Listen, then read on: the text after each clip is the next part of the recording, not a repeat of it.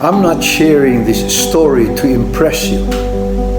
I'm sharing it because I shouldn't even be here today.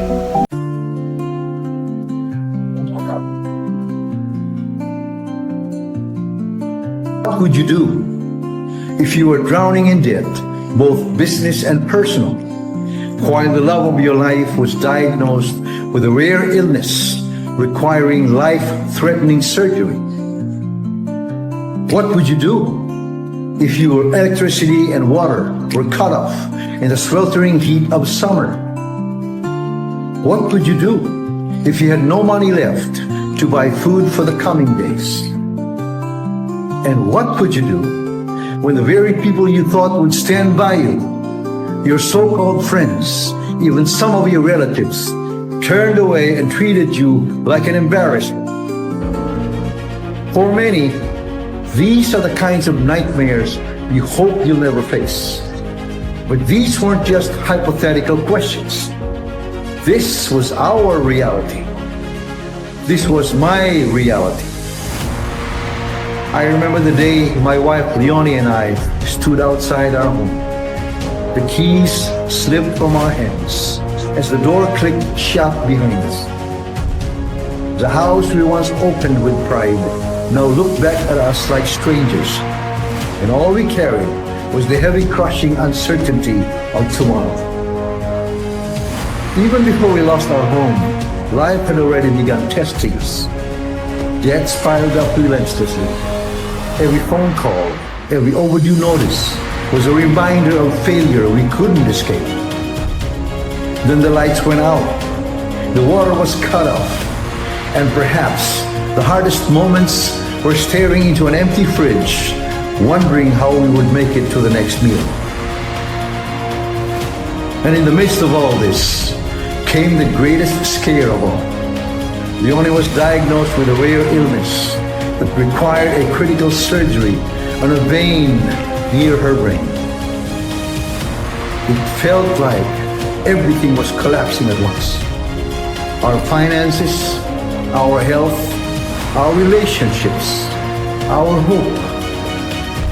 But it was in that season of brokenness that I learned lessons I never would have discovered in comfort or when things were easy. Martin Luther King Jr. once said, and I quote, "The ultimate measure of a man is not where he stands in moments of comfort, but where he stands in times of challenge and controversy." If this is your first time here, my name is Val Pianco, and I create content to empower people to rise above their challenges and live with purpose. Today, I'm sharing one of the hardest chapters of my life and how I turned my pain into power.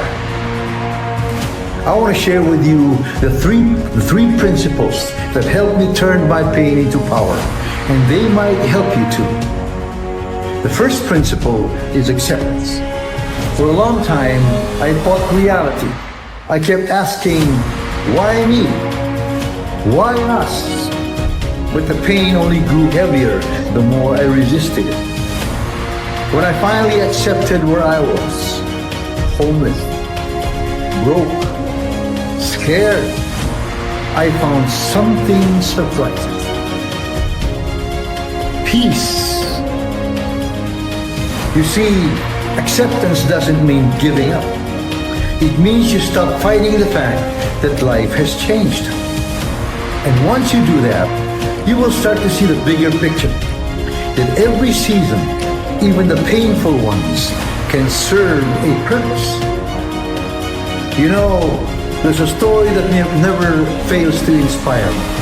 The story of a man once called the most successful failure in American politics. A man who lost again and again, yet refused to give up. From the year 1832 at just 23 years old until 1858 at 49, his life was filled with almost unbearable failures and setbacks. He lost his job when his family's farm struggled. He lost his first run for the Illinois state legislature. He went into business with a partner, but the business failed, leaving him buried in debt for years. Then came heartbreak. The woman he loved died of typhoid fever, sending him into a deep depression. He suffered a nervous breakdown and was bedridden for 6 long months. When he tried to rebuild his life, he lost his bid to become Speaker of the Illinois House of Representatives. He was defeated in his nomination to the U.S. Congress. After finally serving 1 term in Congress, he failed to win re-nomination. He applied for the position of Commissioner of the General Land Office and was rejected. He ran for the U.S. Senate and lost. He sought the vice presidential nomination and was defeated again. Failure after failure. Defeat after defeat. But in 1860, after 27 years of disappointments, losses, and heartbreaks, this same man was elected as the 16th President of the United States. His name was Abraham Lincoln. Lincoln's story reminds us that no defeat is ever wasted. Every failure you endure, every door that closes, every heartbreak you survive, they are not signs that you're finished, but you are being shaped.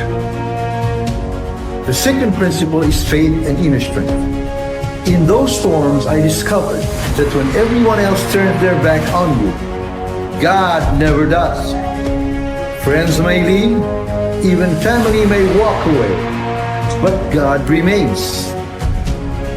Oh, one verse that carried me was Isaiah 41 verse 10, and I quote, "Fear not, for I am with you. Be not afraid, for I am your God. I will strengthen you. I will help you. I will uphold you with my righteous right hand." You see, faith reminded me that even if I had nothing in my pockets, I was not empty. Inside, there was still strength. There was still hope. The third principle is action. Pain tempts us to stay down, to give up. But small steps forward can create momentum.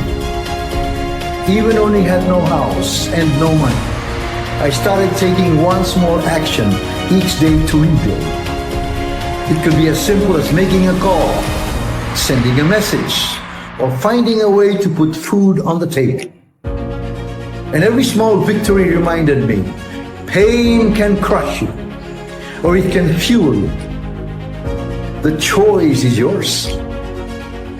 So did the problems vanish overnight? Of course not. But little by little, began to shift. Our life began to shift. Leonie's surgery was successful.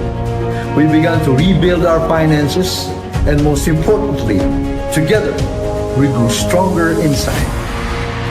I realized that sometimes rock bottom is the solid foundation you need to build a stronger future.